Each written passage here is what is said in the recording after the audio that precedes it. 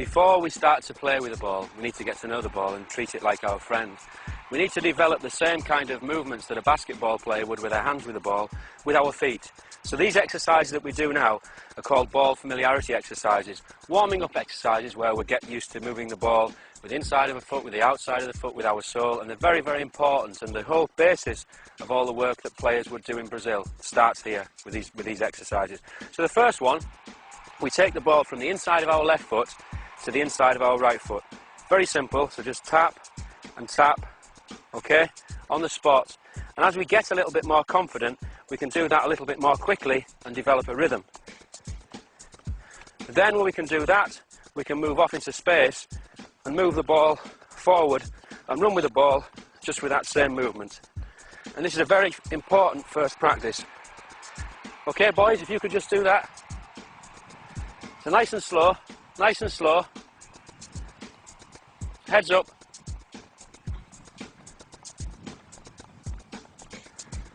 Okay, excellent. And stop. The next exercise that we're going to do, we're going to use the sole of the foot.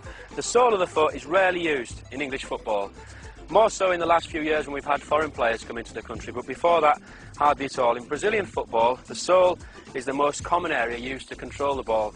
This comes from those players learning in football salon, where the sole is the key receiving surface. And the sole has many applications. We can pass with the sole, we can dribble with the sole, we can run with the sole of the foot, okay? Our basic warm-up exercise using the sole of the foot is just to drag the ball from left to right, just with that area there at the bottom of our shoe at the front on the sole. So left to right, nice and slow. And as we do it at first, just keep the standing leg planted on the floor. Because we're not used to this, at first it's not easy. But then when we get used to it, we get a little bit quicker, okay? And we can develop something of a nice rhythm. And this helps us, as I said, in dribbling moves when we're trying to beat players. Many of the dribbling moves that Brazilian players use that we've seen in the World Cup, that we've seen from Ronaldo, from Rivaldo, moves that use the sole of the foot. And this exercise is very important for us developing control with the sole. So if we can have some example, okay, off we go. Nice and wide, not too quick, nice and wide. Head up, Brad.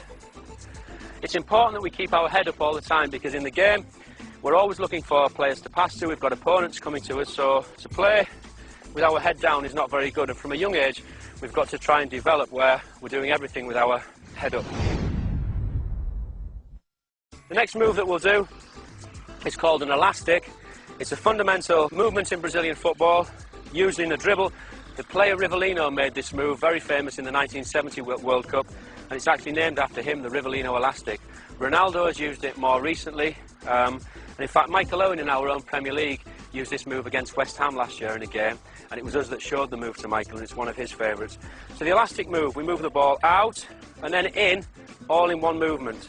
Out and then in, all in one. And I'll just show you later how it works in a game. If you could come here, Bradley, without your ball.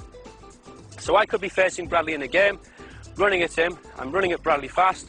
He's not sure if I'm going to go to his right or if I'm going to go to his left, but I could use the elastic to push out there and then pass. Come again, Bradley. Do a bit faster. Okay, so I'm running at Bradley and I go there, elastic, and I'm past him. So we could just do a few of those. Nearly, try again, push it out, try again, and back. And Mark, if I have your ball, what I sometimes like to do there is after I've done one, not just rush into the next, think maybe what I did wrong. So I'm on my toes, out and in, and I'll stop and I'll just jog behind the ball and think about the next one I'm going to do and get ready for it. The next little move that we're going to look at is a favourite one of mine. I've never seen this one yet in the Premier League. Maybe some of you in a few years' time will be able to do it and we'll see it. And it's called the Ronaldo move. It was made famous by Ronaldo, who had such a good World Cup in 2002. Ronaldo takes the ball with the sole of his foot again, across his body, here, and then steps over it with his left foot. It doesn't look like much, but in a game it can be totally devastating. He used this in the 2002 World Cup to set himself up into position to score a goal. So it's roll the ball across the body, then step over with the left. Nothing more than that. And I'll just show you how it works against the defender. So I'm running up to Bradley in a game, there I go, and past him. Now it's very, very hard for Bradley to defend against that particular dribble, because as I do the first movement, I then step over with my left and it shields the ball. So at that moment, Bradley would have to foul me in order to win the ball. Ready, Brad? So I've rolled across, then step and I'm shielding. So my leg here is protecting the ball. I can push it on and run, and I'm past. Okay, let's practice the Ronaldo.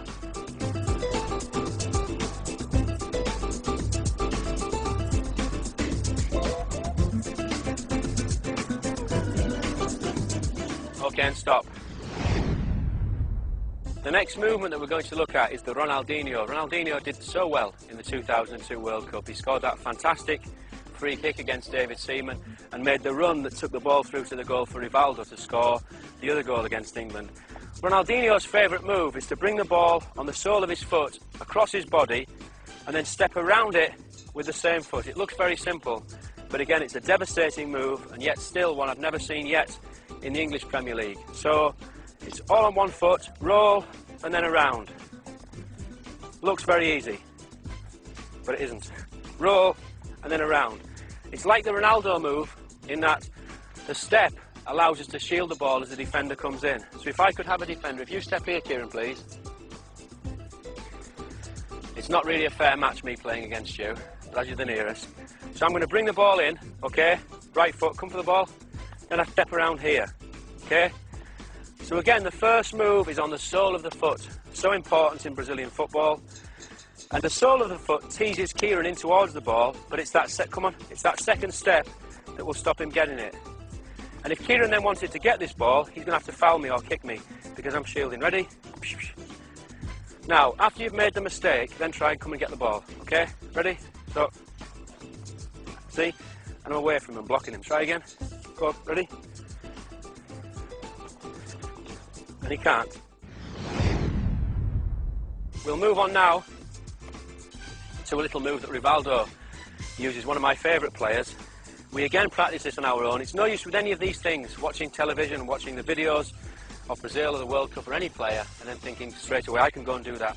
I hear commentators so many times see Brazilian players and they say, wow, what did they do? It was so difficult. Our players could never do that. You can do it if you practice. Children can do it.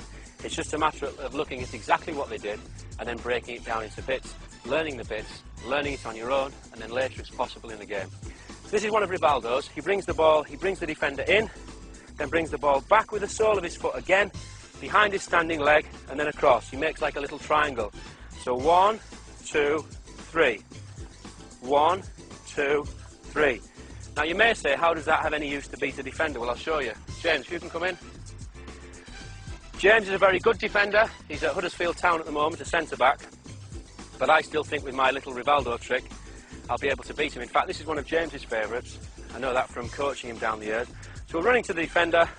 I show him the ball. So I go 1, 2, 3, and away. Okay? So it's the second touch that is the vital one, because it's like a dog showing the dog the bone to come and get the ball. We're trying to show the defender the ball to get him to follow. So 1, 2, he goes there, 3, and I'm gone.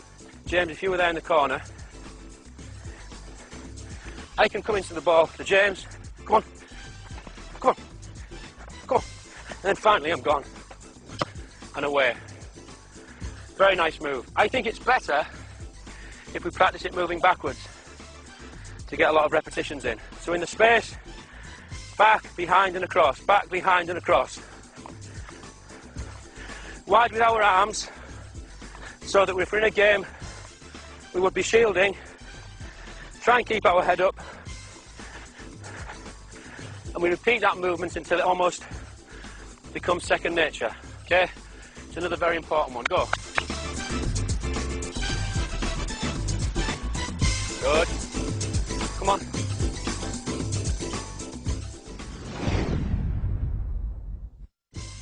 This next move I named after a friend of mine, Emerson, who played at Middlesbrough. He was a fantastic, strong midfield player, great in the tackle, good at long shots, but he also had some fantastic skills. And his favourite was this little move that I'll show here. If you could come there, Adam, please. He would run into the player, look as though he was going to the player's left side, and